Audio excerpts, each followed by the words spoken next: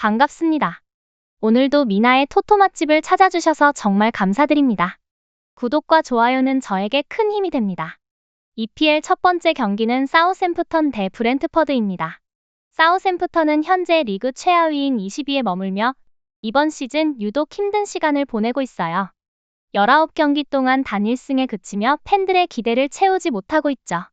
최근 크리스탈 팰리스와의 경기에서도 1대2로 패배하면서 분위기 반전의 기회를 놓쳐 더욱 안타까운 상황입니다. 팀의 공격을 책임지는 타일러 딥닝과 오누아추가 최선을 다하고 있지만 중원의 지원이 부족해 고립되는 모습이 자주 연출되고 있어요. 그래도 마틴 감독의 해임 이후 수비에서는 조금씩 안정감을 찾아가고 있는 듯 보입니다. 특히 벨라코첵의 복귀는 팀에 긍정적인 영향을 줄 가능성이 높아요. 다만 중원의 핵심인 페르난데스의 부재는 여전히 큰 어려움으로 작용할 것 같아 아쉬움이 남습니다. 반면 브렌트포드는 현재 리그 12위에 자리하고 있지만 최근 5경기에서 1무 4패라는 부진한 성적을 기록하며 어려움을 겪고 있어요. 특히 원정 경기에서는 이번 시즌 단 2포인트만 획득하며 매우 약한 모습을 보여주고 있답니다. 그럼에도 브렌트포드의 공격진은 여전히 위협적이에요. 은베모와 위사는 사우샘프턴의 불안정한 풀백 라인을 공략할 수 있는 능력을 가지고 있어요. 이들의 활약이 팀의 희망이 될 수 있겠죠. 하지만 수비진에서 피녹과 미의 부재는 팀의 조직력을 약화시키며 실점 가능성을 높이고 있어 이 부분이 경기의 변수로 작용할 가능성이 큽니다. 경기 전망으로는 사우샘프턴은 홈에서 수비를 단단히 다지며 분위기 반전을 노리겠지만 득점력 부족과 중원의 불안정함은 여전히 큰 숙제로 남아있어요. 브렌트포드는 상대적으로 강력한 공격진을 앞세워 사우샘프턴의 수비를 흔들 가능성이 크지만 자신들의 수비에서 드러나는 약점도 간과할 수 없는 상황입니다. 결국 두 팀 모두 명확한 약점을 가지고 있어 팽팽한 경기가 예상됩니다.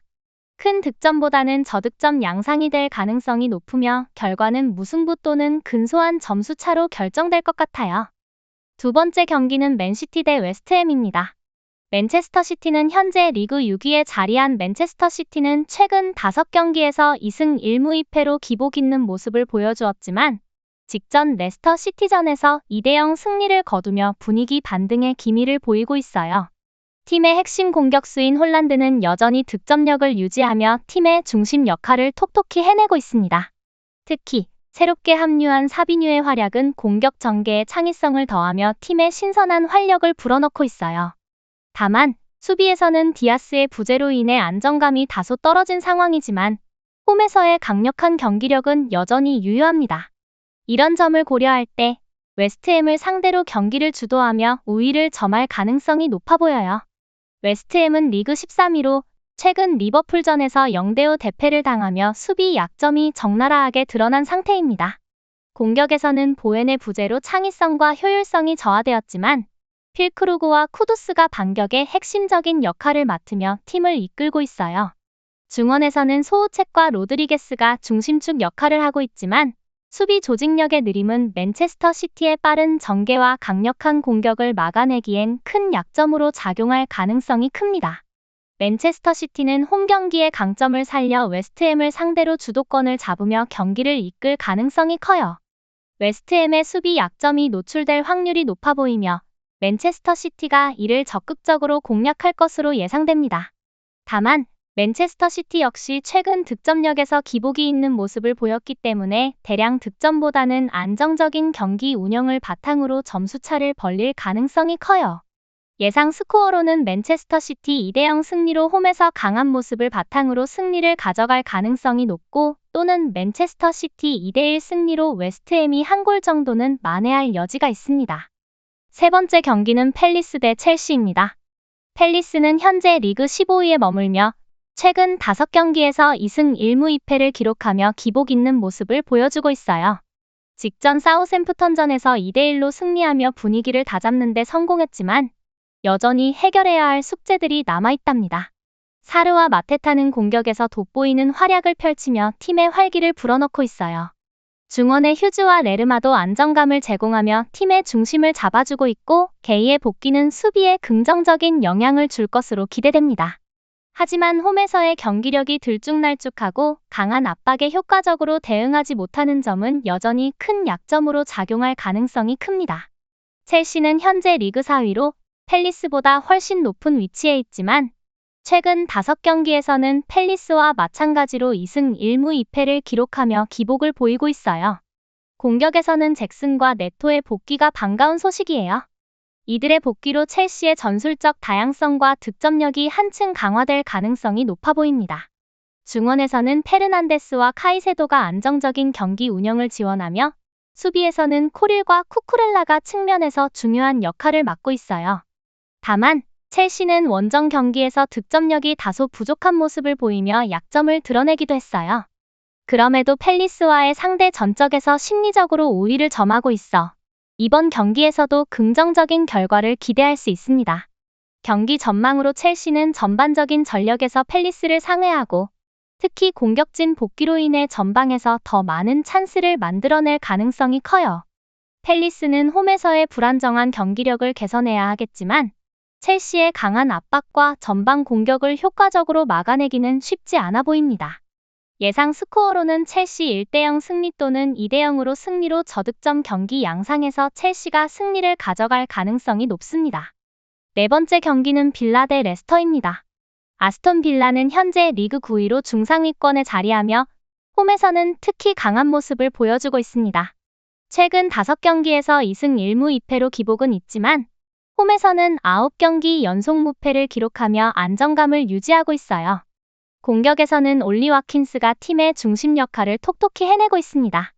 그의 날카로운 결정력과 동료와의 연계 플레이는 아스톤 빌라의 공격 흐름을 이끌어가고 있어요. 중원에서는 존 맥긴이 창의적인 패스와 안정적인 경기 운영으로 공격을 지원하며 빌라의 경기력을 한층 더 강화하고 있습니다. 다만 수비에서는 파우 토레스의 부재가 약점으로 작용할 수 있습니다. 그러나 홈에서의 조직적이고 단단한 경기 운영으로 이러한 약점을 최소화하며 레스터시티를 상대로 우위를 점할 가능성이 높습니다. 레스터시티는 현재 리그 19위로 강등권에 처해 있으며 최근 5경기에서 1무 4패로 극심한 부진에 시달리고 있어요. 팀 전체적으로 활력이 부족한 모습이 이어지고 있답니다. 제이미 바디는 여전히 팀의 중요한 득점원이지만 그의 나이가 많아짐에 따라 체력적인 부담이 커지고 있고 동료들의 지원 부족도 겹쳐 한계를 드러내고 있습니다.